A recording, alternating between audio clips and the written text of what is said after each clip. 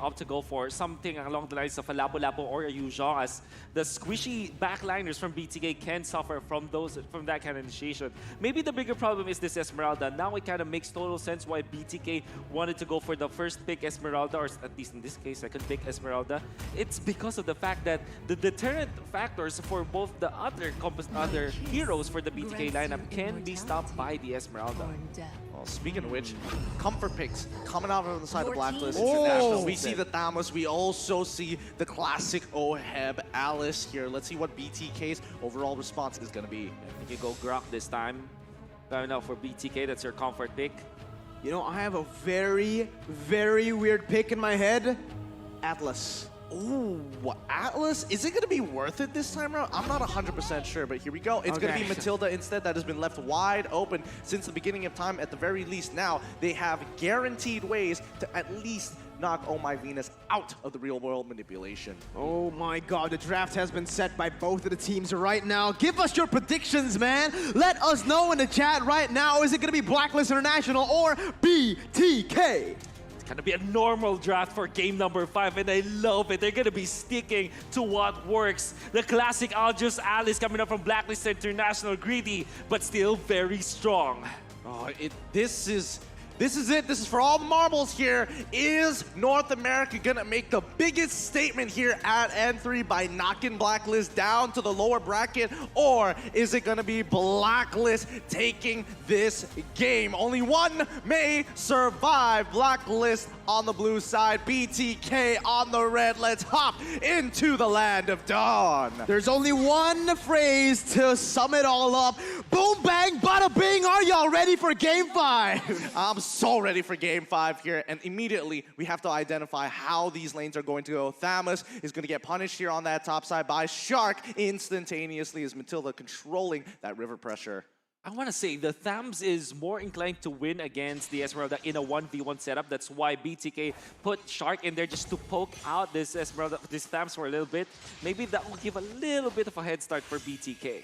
Absolutely. Now, again, it is going to be really, really good for the side of Blacklist here in the early stages with Wise just basically getting that little Wander, right? Both of the junglers need to scale, and this is what BTK needs to do with the composition, is to get an initial lead, I suppose, with that Isum Shin. You need to get that guy rolling, man. Once he gets those items, he is going to be a nuisance, but if he scales as well as the Aldous, honestly, I favor the Aldous. Yeah.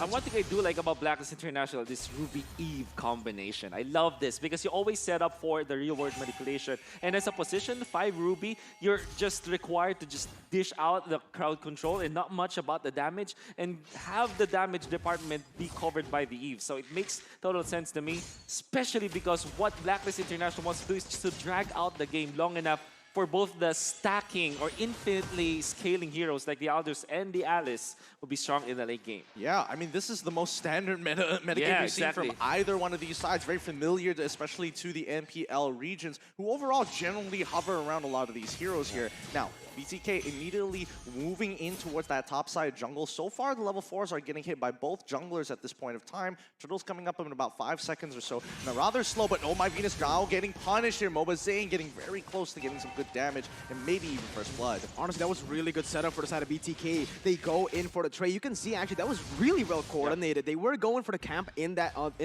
jungle invading as well, but they know that they want to go for a fight in the mid lane. They want to deal additional damage, and that literally just set up for the Turtle.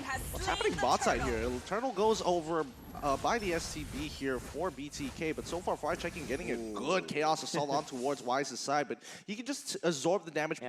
Both heroes don't have a lot of items or a lot of stacks, but the Chase Fate coming up towards that side just to speed up his clearing.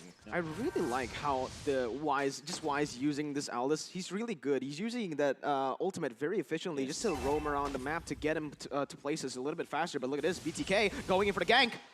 It's not going to be good just yet. Oh, they forced out the flicker coming in for Oheb. This could be a potential punish later on in towards that game. He's got to wait 120 seconds before he gets that back, but let's double check on the items so far. Yeah, for BTK, they're going to be amassing a lot of items, which is good because, at least this time they're evening up when it comes to trades.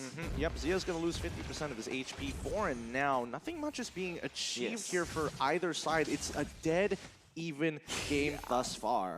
That really is surprising because we know that in the first 4 games match, they just run into each other like so often. But this time, it's game number 5. Everything is literally on the line.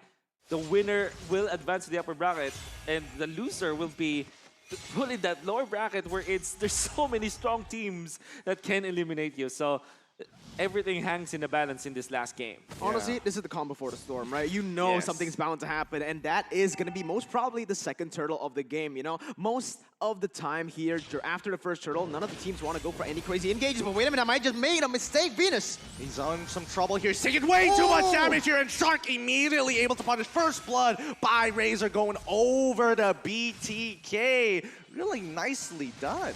That was beautiful again. Beautiful. And then Zia even held on to the real world manipulation. Oh, sorry, in the meta, there's like, because he knows that they want to control this turtle area after the fight. So BTK really managing their resources well. Look, BTK, they're looking so warmed up right now. They're working like a well-oiled machine. You can definitely see that they're, you know, stuttering here and there during the earlier stages of the game against Blacklist International. But I feel like they've really found their own momentum and really oiled up the gears. Absolutely, man. The thing is, for the side of BTK, they're just really good at these prolonged fights, and that's exactly what they want to keep on doing. Just look for these crazy skirmishes all across the board, and this is most probably what they're baiting in to do right here. Yep, Wise, he's going to have to get on out of there. I don't think he has enough sex for the real world manipulation. Yes, there they have it. Fried Chicken finds it again. Solo killing Oheb, and now the bottom side is getting initially pushed down as BTK wants to press the advantage here. Nicely done by Fried Chicken. Like I said, it's all a setup for a fight. They only started the turtle to look for a fight, and Blacklist International, they went a little bit too greedy. They didn't have a good position there. They didn't even know whether the bottom side was winning, was pushing, and they still forced it away. These are mistakes that are uncanny. Very uncanny. I mean, Oheb, he has played this matchup way many times before in many other players and matchups in the Philippines, but for some reason, Fried Chicken finds the opening kill against Oheb. That's a solo kill, in fact. And that gave BTK so much control into that turtle. Even Edward was too late to the party, and BTK just got that objective, which is what they needed. If you want to play the Yisun Shin from the jungler role, you have to always get the objectives. First turtle, second turtle, and the third turtle.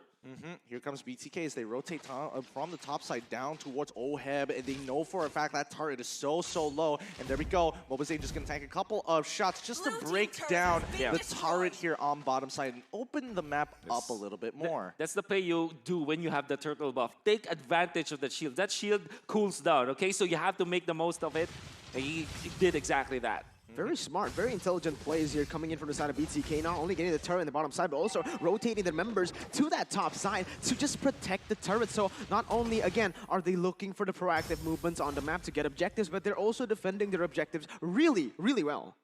Yep, I think the game's only really going to start taking place once mid opens up, but we'll see how this is going to play as BTK now starting to press their advantages here. A very slight advantage, 2.2k so far in towards Blacklist's jungle. Slowly but surely, they just have to push and pull until somebody makes that mistake. Feather Airstrike does come up. Haji isn't going to force any situation right now. His top side might be in a little bit of trouble. Majority of the BTK members just hovering for priority over this turtle. Well, Blacklist International is giving Oheb the double lane treatment, wherein you also get the mid lane, some of the mid lane minions, as well as your own lane, the gold lane minions, in fact, for this Alice. This is because you need recovery. And maybe for the next purple buff, they are going to give it to the Alice so that at least they can fight in this turtle. However, they might be too late. Oh, again, they're just so clean with these engages, with these setups. And look at the top side. Top side, Edward, he might be in some trouble here as Victor has already initiated on top of him. Fried Chicken came in a little later to disregard what Edward had to make in terms of his statement. But so far, BTK and as well as Blacklist International, BTK is posing questions and Blacklist International hasn't necessarily put up answers just yet. They're just avoiding these questions. The switch has been flipped. Blacklist International identifying that BTK have already gotten a good early game. They will now split the map. It's macro play from now on. You're going to see Wise just going into some parts of the lane and maybe clear that one out. Edward in a static lane, all the while Oheb just controlling all of the mid lane as well as maybe some other lane. So the thing is, Blacklist International is all full macro mode at this point. What will BTK do with this? They're matching them. Look, Esmeralda is dealing with Aldous down on towards that bottom side, and you know she can. For now, she can handle him while there is still time. But BTK want to press their advantage with Fried Chicken as they move on forward. Shark does not start the initiation just yet, but definitely baits Edward into potentially using something, or at the very least popping his ult early. Oh, Shark now getting pulled in by the I'm Offended, who gets out very easily. Feathered Airstrike can guarantee that they're not going to get punished here. Oheb throwing the flowing, but hopefully tried to deter them away. The thing about Blacklist's composition is that they really do want to go for that wombo combo team fight. If they don't get that, it's going to be actually really, really hard, and that's the thing. With the Yi Sun-shin, it's really good. Not only do you have that unstoppable dash, but you also have another option. You can take that guiding win. Yeah, the thing with Blacklist International is they went for the Aldous and the Alice, and this is as greedy as it sounds, right? Everybody needs those stacks. So in both Oheb as well as Wise, they have that passive component wherein they need time, they need gold and XP. Speaking of which, Feather Airstrike already coming out as Mlbb gets right into Chain Fate, does not work. I'm Offended comes on through, but here it comes. Real wall manipulation, and Oheb's doing a great job at cutting the members down of BTK. It's a 2-for-1 trade so far, but now Victor all by himself. Edward is coming in to say hello to the situation as Oh My Venus manages to get on out of there with a quick flicker. But look, Fried Chicken on that top side. You may have one extra kill, but I got another turret right under their noses. Wait, hold up! Victor manages to pick off Oh My Venus down on the bottom side of the map. Now they have a very clear advantage. Edward holding on strong as Fried Chicken can easily win this, but he has to time it well. Flickers out of the situation as Edward already using his Molten Slice and as a Vengeance at the same time. Oh, Mlbb covers everybody, dropping down his Ultimate Mountain Shocker to give them vision. All right, again, I want to emphasize this. Blacklist International, their composition relies heavily on the full 5v5 combo wombos. And as you can see, sure, they got the initial victory in that team fight, but it's all for not Oheb. Oheb, he's dead. What? He's dead. He went right into the chopping block, and BTK happily dropped the guillotine. Oh my god. Very, very unlikely jump coming out from Oheb. What was he hoping to achieve there? I mean, doesn't have the best way to steal the Lord. And in fact, the Lord just, you know, the announcer just announced that the Lord has been taken. And maybe we get to see that in the replay. All due fairness, Blacklist International, they're really off of what Mirko was trying to say, the wombo combos. You can see Haji, the Kevin Durant, the KDA machine setting up for display with the Ruby as well as the Eve combo that we have always been talking about. But off-cam kills is what we saw. I mean, what we didn't see. I mean, the kill onto the Eve. But let's see this momentum here coming out for BTK. You can see they're getting hungrier. They're getting thirstier. You know what they want. The Lord has already been achieved. And here comes the falling Star Moon on towards Y's side. They've taken all the tier 2 turrets. And with the next wave, mid-tier 2 shall fall. And Blacklist International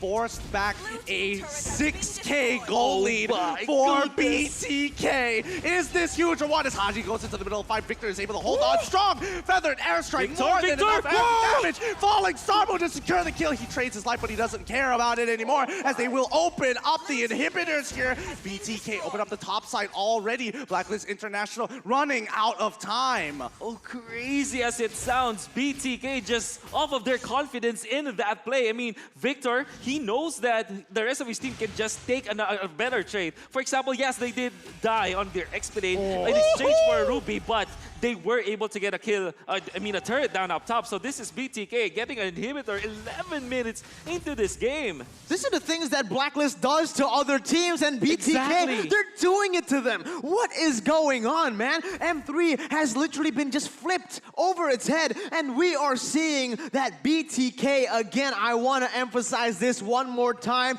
No coach, no analyst, no problem. In every world championship, there's always the underdog that we'd love to see thrive.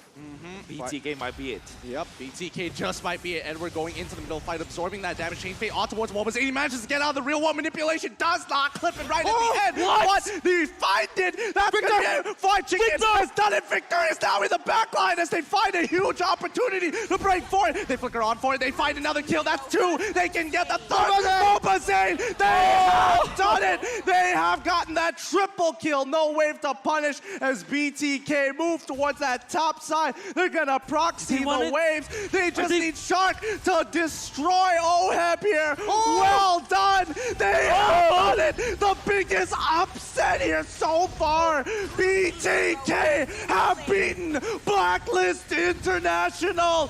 GG, well played. North America has come. What the heck happened there, man? Your all-nighter has just been, oh my, I'm just speechless right now. BTK, baby! Everyone in this team, they came over. The first time they met was in the airport, and they managed to get the victory against the tournament favorites. That is huge. Oh my goodness, and Victor!